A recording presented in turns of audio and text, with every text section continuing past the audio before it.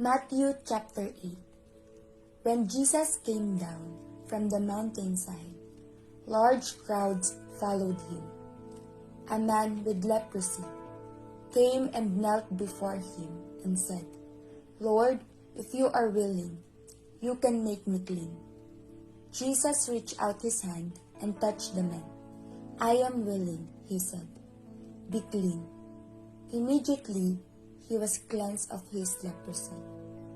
Then Jesus said to him, "See that you don't tell anyone, but go show yourself to the priest and offer the gift Moses commanded, as a testimony to them."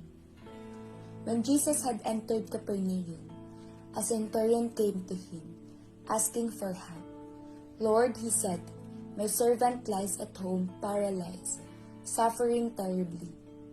Jesus said to him, "Shall I come and heal him?" The centurion replied, "Lord, I do not deserve to have you come under my roof, but just say the word, and my servant will be healed.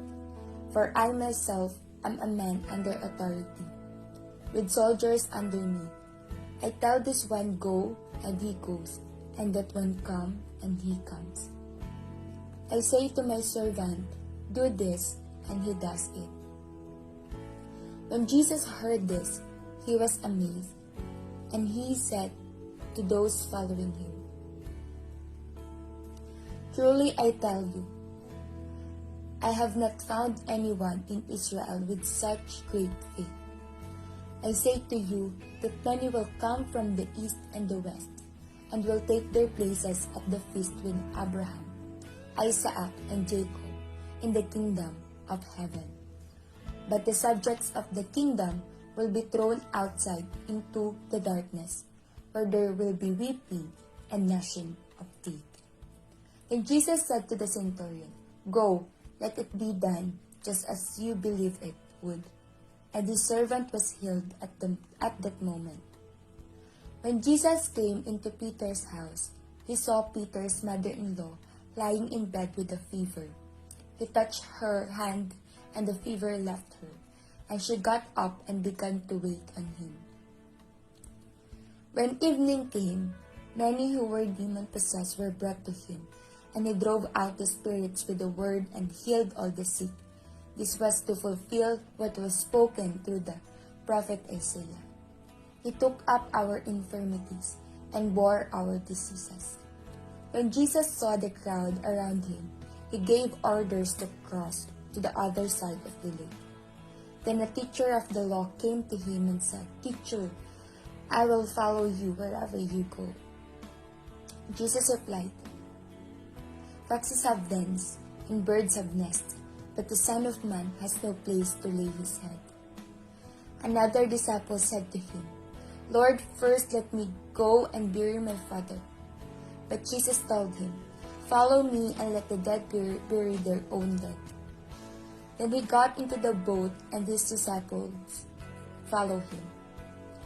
Suddenly a furious storm came up on the lake, so that the waves swept over the boat. But Jesus was sleeping. The disciples went and woke him, saying, "Lord, save us, we're going to drown." He replied, "You of little faith, why are you so afraid?" Then he got up and rebuked the winds and the waves, and it was completely calm. The men were amazed and asked, "What kind of man is this? Even the winds and the waves obey him." When he arrived at the other side in the region of the Gadarenes, two demon-possessed men coming from the tombs met him. They were so violent that no one could pass that way. "What do you want with us, Son of God?" they shouted. "Have you come here to torture us before the appointed time?" Some distance from them a large herd of pigs was feeding. The demons begged Jesus, "If you drive us out, send us into the herd of pigs."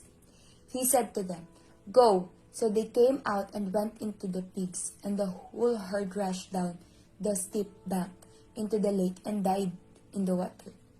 Those tending the pigs ran up, went into the town, and reported all this, including what had happened to the demon-possessed man. Then the whole town went out to meet Jesus, and when they saw him, they pleaded with him to leave their region.